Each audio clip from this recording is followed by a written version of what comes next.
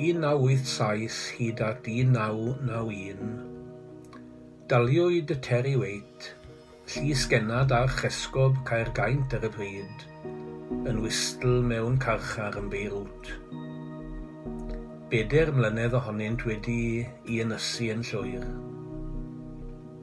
Ymhlith I gysuron prin, roedd cerdyn post ddanfonwyd ato gan rhywun cwbl ddiarth iddo.